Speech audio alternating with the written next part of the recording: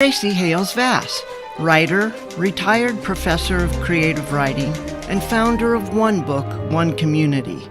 I now host Right on Four Corners every Wednesday, 10:30 to 11, when I'll talk to local and regional authors. So please join me Wednesdays here on 90.9 FM KSJE Farmington.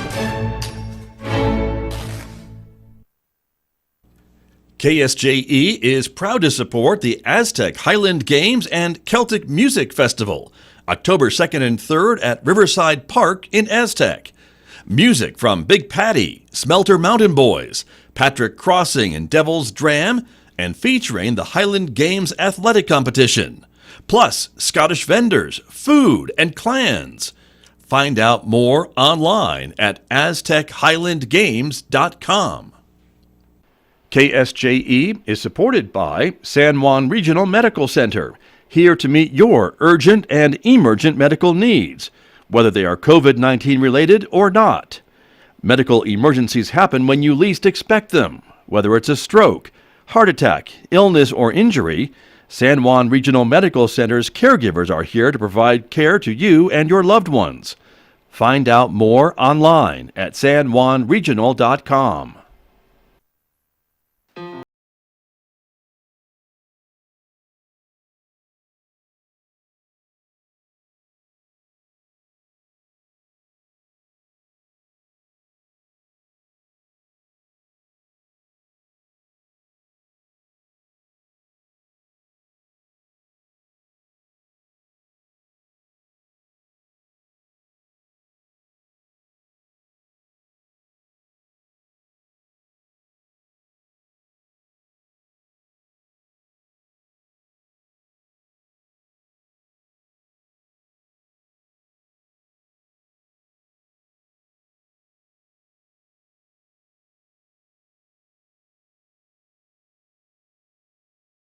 Morning, the 15th day of September 2021. Good morning, everybody. I'm Scott Michlin. Thanks for tuning in to KSJE 90.9 FM here in San Juan County, New Mexico. Of course, in Durango, Colorado, you can listen to us at 103.3 FM, and everywhere else on the planet Earth, you can tune in to our website, ksje.com, or have your smart speaker do it. You can just ask Alexa or Google to do that, and we'll be on your smart speaker just like that.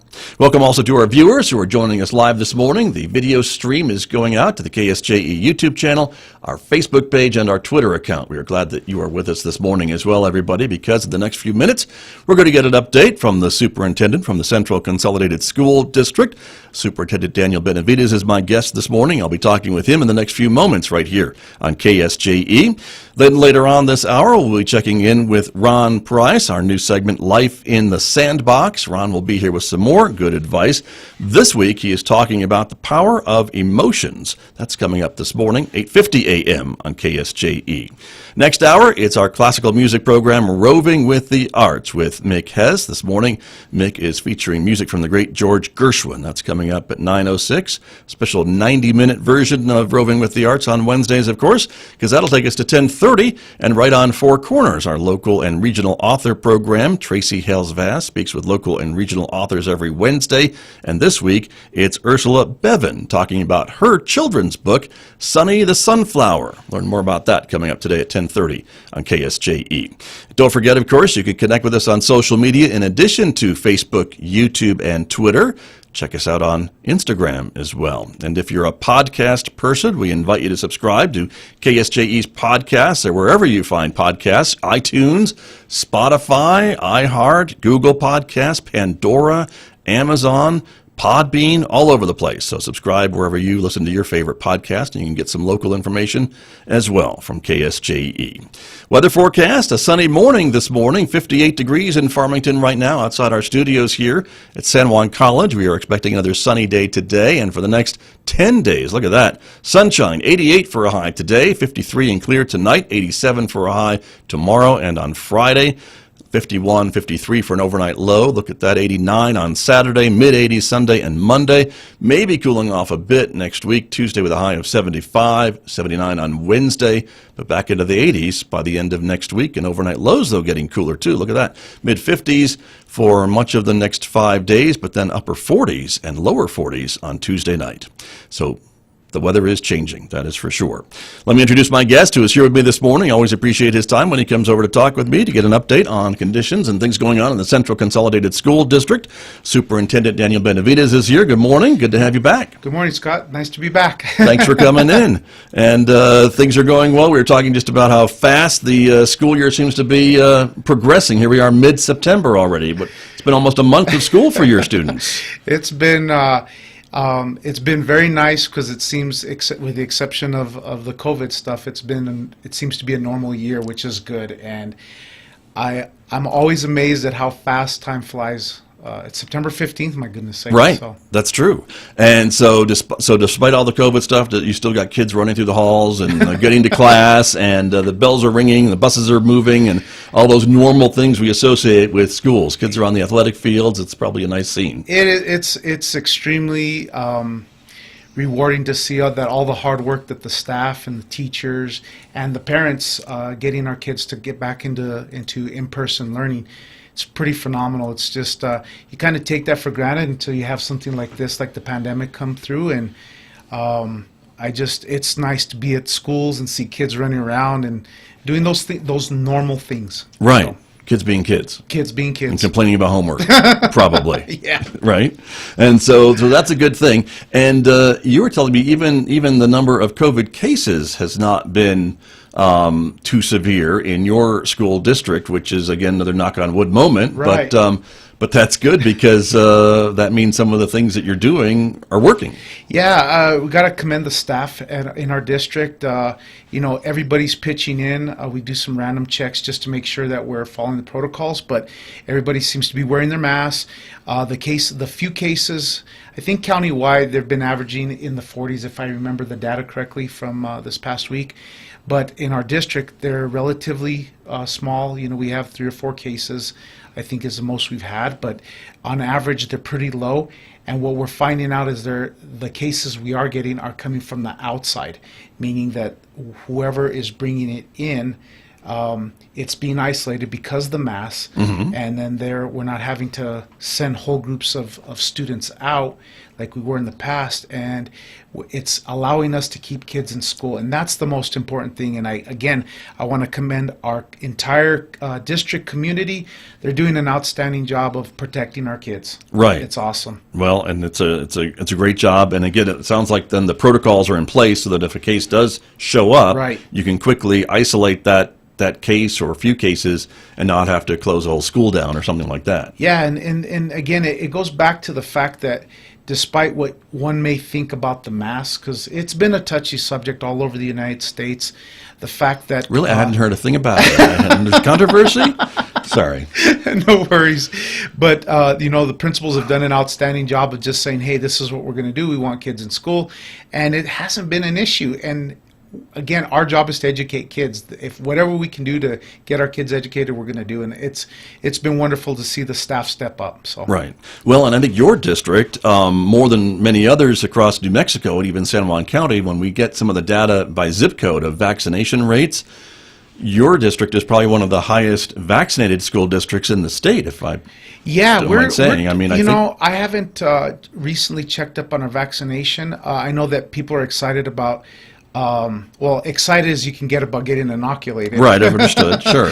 But even your families. Right. And even the folks that are eligible to get the vaccine have gotten it in some of those western San Juan County zip codes. Right, and what that does is allows us to have more of those shot clinics. Hmm. We are planning on having a booster clinic when it's available in a week and a half or 2 weeks. Sure.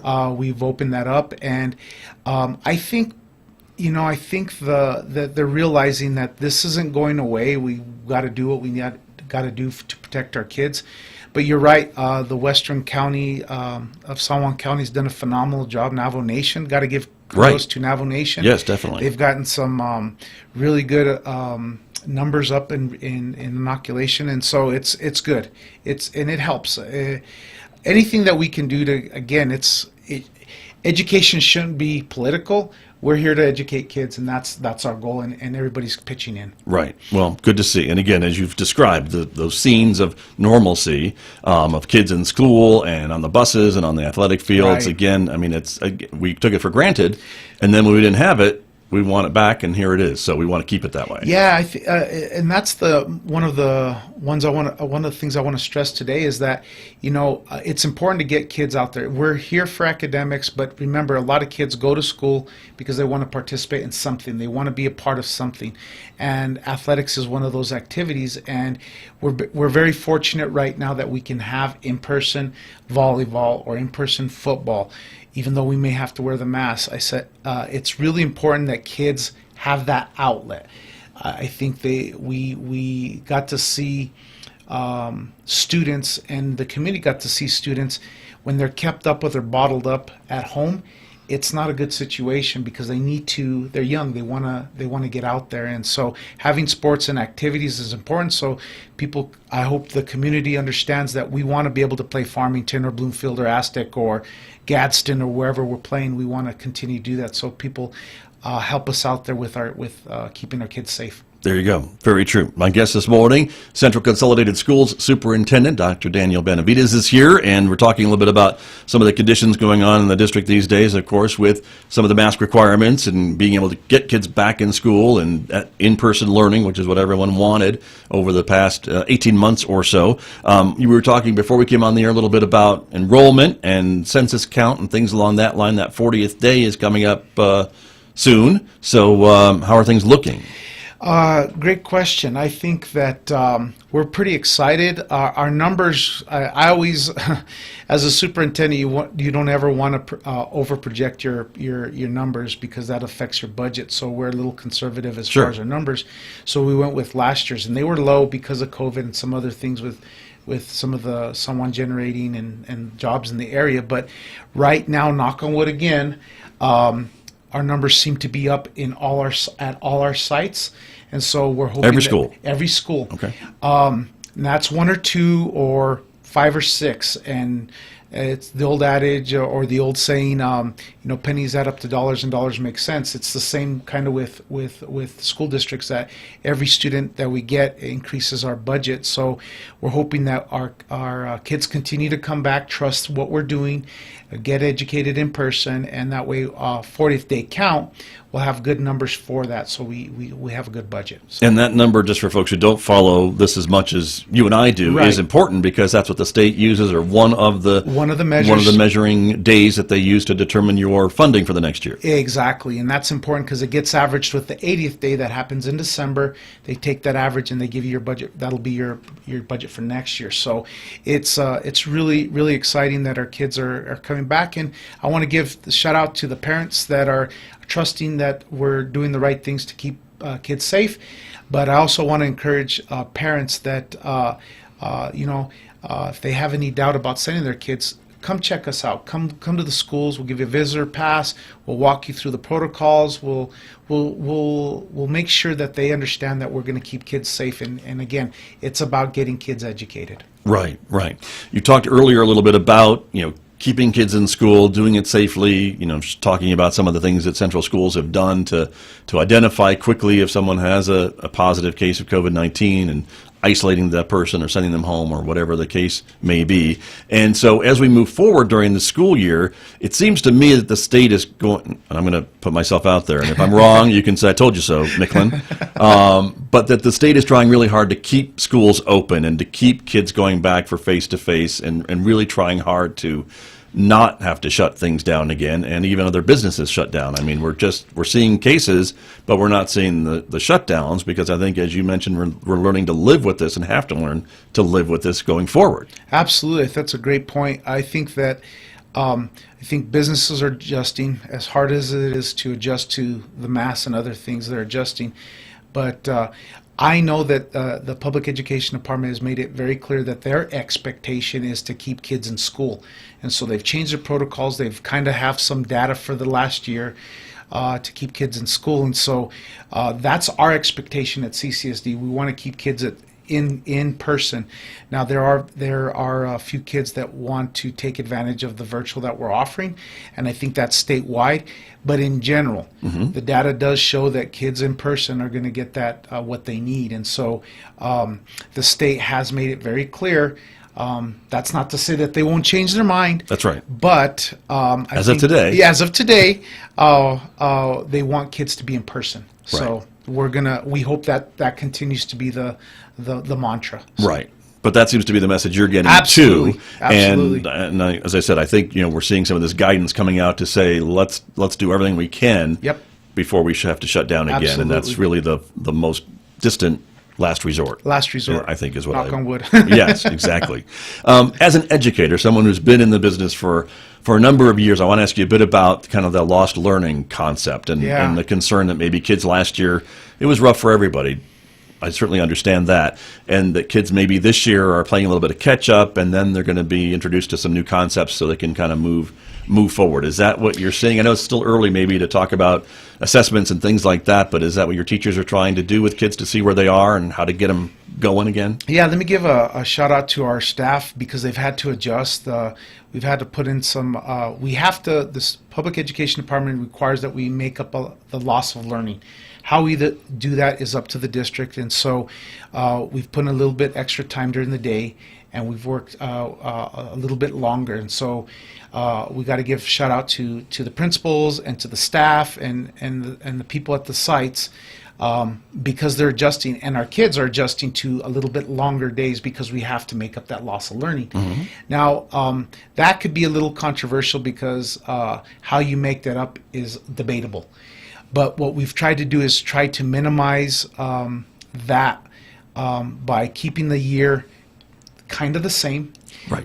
We did increase some of the time during the day, so it's longer, and teachers and students have to adjust to that, so they're a little bit more tired. But I think that staff and students are resilient, and so that's how we're addressing that loss of learning. I'm not sure until probably the end of the year where we've got all our short cycle assessments looked at and some of the data that we have for testing comes into play, whether we've closed that gap or not. You mean end of the school year, end of the calendar year? End of the school year, Okay. meaning in May. Okay. Once we look at all that data and we get those test results back. But will there be anything you can see maybe mid-year? Yeah, we have Mr. our Benavidez, short cycle. that would maybe help to maybe if you needed to kind of do another boost for the second half of the year? Yeah, our short cycle assessments we have them and we're going to be using them, and we can look at those type of things. Right. But we are really relying on teachers knowing their kids and adjusting and scaffolding and trying to make sure that they meet the needs of the student individually. There are some kids that did really well online. A lot True. of kids didn't. Right. And so they've got to be able to understand and adjust their teaching, that it's not the traditional where we teach everything the same to everybody. They're going to have to scaffold and make sure that they adjust their learning. And I think we have the staff that's able to do that. It's an adjustment for them. Sure. Because of what you said, the loss of learning. It's required that we do that. Overall, Well, what teacher's been through a worldwide pandemic, right? Even some teachers have been around for a long time. They're not over 100. They were not around in 1918. So this is all new for everybody. It's all new for everybody, and I am concerned how it's going to look at the end of the year. And so time will tell on that, but we're trying our best to put those things in place to try to make that up. I'm not sure, we haven't got any kind of hint or indication from PED if we're going to have to do that next year. I'm hoping they leave it up to the local districts to make that decision, that they don't take that out of our hands, so we can run summer programs and maybe adjust that during so we can have a normal type of school year next year.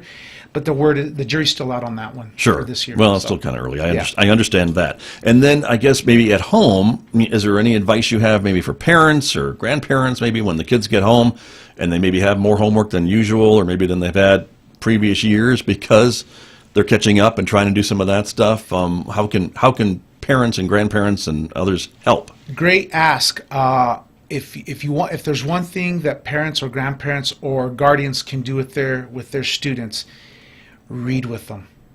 If they simply read with them for 15, 20 minutes, read to them or have the student read to the adult, I'm telling you that's going to make a world difference. It's 20 minutes. They can read while they have dinner together, or during commercial breaks, the 5 minutes that they're watching TV, they can read a paragraph and then watch the show and read a paragraph. Think outside the box and help your student out. That's the one piece of advice. So thanks for asking that. And, Sure. I hope parents at least read with them. It makes a difference. Right.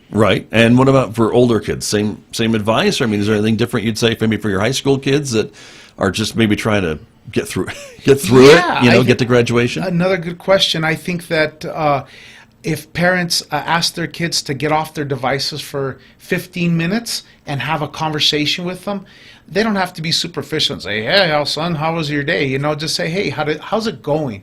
Just an open-ended question, and have them talk about what's going on, and literally kind of time it so they understand that 15 minutes is important for adult interaction. And Mom and Dad should be off their devices too Mom during and Dad, that right? 15 minutes, right? Right. Sometimes I worry that they're on their devices more than the kids nowadays. Right. So Right.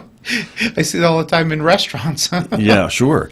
But important to connect, I guess. It's important to connect from time to time, right? The time that the students and parents were bottled up, I think that they need to go outside while the weather's nice. As you mentioned earlier, we're going to have mid-90s and upper 80s. Yeah. Go outside and have a conversation and cook on the grill and just have a conversation with your teenager. I think that'll work wonders. That's important. I think that's good advice even when there's not a pandemic going Right.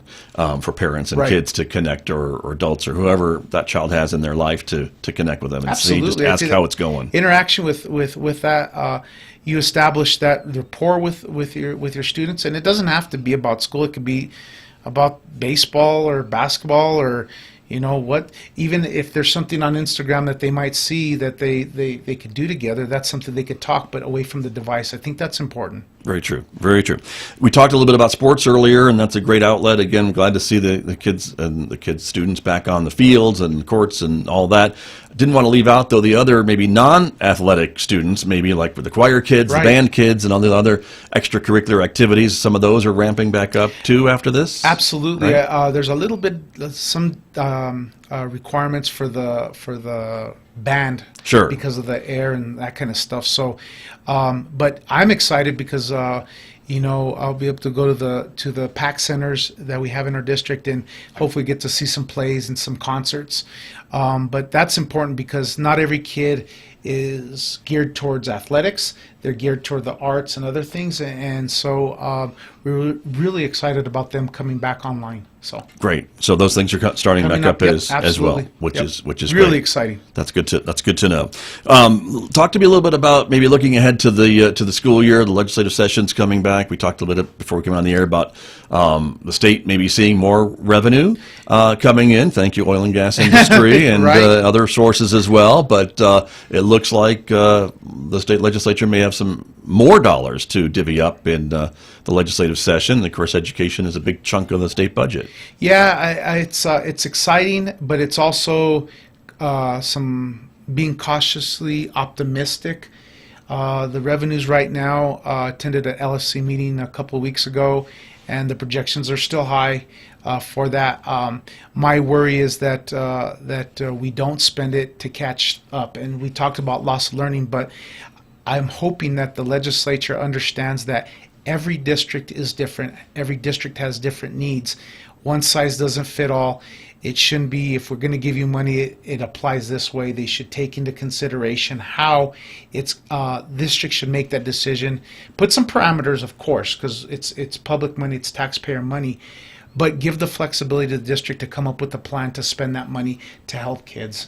And that's what's exciting about getting this money. It's not going to be, in my experience in education, sometimes you get a windfall and you get some money, and then other years it's lean where they're worried they're going to sweep your cash balances. So Well, we've seen that too. we've seen that too. So we've got to be good stewards of the money, and so that's exciting. And again, I hope that the legislature understands, whether you're left or right, all districts are individuals, and they have different needs, and one size doesn't fit all, and so that's important to pass on. Right, right. And it seems like sometimes we see with some of these new funds of money or things that are available that the state will say, all right, we're going to have this new program, and you all have to apply, and then we'll review the applications. It's more of a competitive situation. It's not going out to every district in the state. It's going to be an application process. And so I would think that puts smaller districts at a bit of a disadvantage who maybe don't have full-time grant writers and things like that available to do some of these things, or at least to apply all the time. Yeah, that's a concern. When this money comes through, if it's below the line, meaning that it's not given as part of your budget and you have to apply for it, it does put some of those districts at a disadvantage. But what I would hope is that I would rather see the state give money to 5 districts and pilot that program, okay, and then get some good data on it, instead of trying to give everybody a piece of the pie where they can't do much with it. Okay, give 5 districts from all, whether it's the Mosqueros of the world up in the northeast, or the Lordsburgs down southwest, or Hobbs, or Central, or whoever it is, but give different district sizes. Sure. Money to pilot the program, get that data, and say, did this work? And once they have that money, then if it works, then give it to everybody and fund it adequately. I think the legislature does a good job of trying to make sure that it's equitable and giving everybody equal amounts of money, but equitable and equal aren't the same thing. And a district our size might be able to implement something at a different level than a Wagon Mound or a Roy, just because of their size. Sure. So I really like the fact that the legislature does a good job of trying to make everybody, or not make, but give everybody the same amount of money. But the same amount of money in one district doesn't give you the same services, if that makes sense. It makes sense to me. Yeah. And I think it makes sense to our audiences as I well. hope so. But I'm stuttering a little bit. I hear what you're saying. Well, and it is true. I mean, when we have such a diverse state and such a wide difference in school districts, as you talk about. I mean, Right. Central is one of the larger geographically school districts in our state. So you have needs and expenses that other districts don't have. And then Right. you talked about Wagon Mound and Roy, and those are pretty small districts. Right. And I would assume that they don't have a lot of other needs because they don't have a big staff like you do. Right. And so it's important, and legislators. Or I shouldn't out there, say other needs, distinct needs, different needs. Distinct needs is a better I don't want way the to- cards and letters, so I understand what you're saying. Yes. But I hope that the legislators listening out there understand that sometimes it might be better, as a suggestion, that you pilot the program for a couple of years and get that data and target that money so somebody can give you good data so you can make a good decision, so we can be good stewards of the money. I know from my experience, sometimes when they give $5,000 as an example, totally an example, let's say they give $5,000 to each district to run a program, $5,000 is really a lot of money in a Roy, but it's not a lot of money in a district our size. So Right. the opposite happens. So Well, if I'm Roy and I have 5 schools as opposed to Central Consolidated with how many schools? well, we have 17 total. 17 for $5,000. Yeah. Different situation. Different situations. So I caution with the use of this money is that they listen to the superintendents and understand that we, 89 of us, and then the charter school directors or head of schools or whatever they are, whatever their designation are, that they take our input, because it's important. I think we kind of know what we're doing at the district level, and we don't have all the answers, but when it comes to running school districts, superintendents have some really good ideas, and there's a lot of good ideas out there. I just hope that they use those ideas to make sure that this money is spent and used to improve student achievement. Gotcha. Well, I'm sure your phone's going to be ringing. I'm sure folks will be asking what you think. As you mentioned, you've been to a couple of meetings already, and I assume that will continue. Yeah, and it'll continue. So that's important. But we hear a lot about local control and wanting local school boards to have some of that input and get some information back from the superintendents. And you're getting information from your principals, who are hopefully getting information from their teachers, and that's Right. how it's supposed to work, isn't it? Yeah, it's supposed to work that way. You bring up local control. So one of the things that is hard right now, because our local boards are elected by their constituency, and so sometimes decisions at the state level, which are intended to be well-intentioned, Right. sometimes aren't taking into consideration what a district is like, and so I worry that the local control could be an issue when school boards are elected to make those decisions. They create policy that are accountable, that they're held accountable for, and so I just hope that we get to make more local decisions. That's just my humble opinion. It's not political. I just want our district to be able to make local decisions to the best that we can. There's some things that are out of control, but I would hope that becomes a little bit more available to us. Gotcha. Well, and it sounds like that could be maybe something the legislature could talk about. They could talk about it. It's hard because, again, remember, Right. local boards are elected. Sure. Just like they're elected. So I think the legislators might look at that and say, well, we don't want anybody telling us what to do either. And I hope they would remember that when they're thinking about local school boards. Sure. So, But in regulating the PED, perhaps, that's something the legislature could do. But possibly. And you got to be careful, too, because you don't want to over regulate PED as well. Right. I just think there needs to be a balance. And historically, off and on, sometimes you get input as a district and sometimes you don't. Decisions are made without input. Overall, I think there needs to be a balance. And balance seems to be a big word in our district because we're having to balance a lot of different things. And so it doesn't hurt to ask or get Sure. input. Well, that sounds like a good idea. And we have a new leader of the PED in New Mexico, so perhaps we can talk to him someday and see what he thinks about all this. I've known Kurt for a Former while. superintendent. Yeah, he's a former superintendent. I actually, he was at Public Education Department when I was there. He was a deputy secretary then when I was in the Title I unit, and we interacted, and then I knew him as a superintendent. And I think that him being there, having been a superintendent, is a good thing. Would he understand maybe some of these things you're talking He about? understands the local control issue and that every district is different. The issues that they have in Hobbs are different than CCSD, and the issues they have in Clayton are different than the ones at Silver. Right. I think that's good. So we'll see how it turns out. I hope he gets confirmed, but it'll be nice to be able to talk to him. He is down to earth, and I think that was a solid, safe move. Good. Well, very good. Well, Mr. Benavidez, always great to visit with you. Thank you Likewise. for coming in. Always appreciate it. We'll see you again in about another month. And Sounds good. see how things are going. But thanks for the update. Likewise, and take care, Scott, and everybody be safe and well. Thank you. You too. Very good. That is Superintendent Dr. Daniel Benavidez, Superintendent of Schools of the Central Consolidated School District, my guest here on KSJE.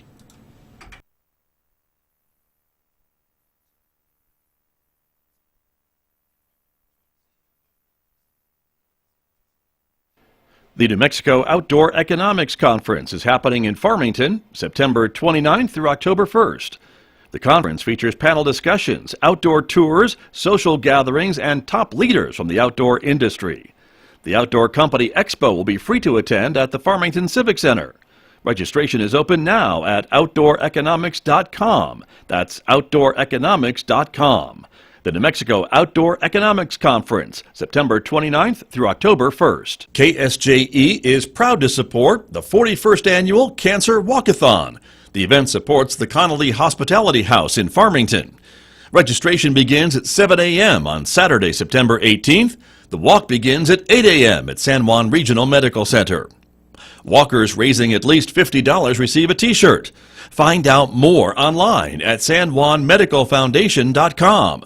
The 41st Annual Cancer Walkathon, Saturday, September 18th. Facebook is taking a run at the whole cameras and glasses thing. From American Public Media, this is Marketplace Tech. I'm Jed Kim, in for Molly Wood.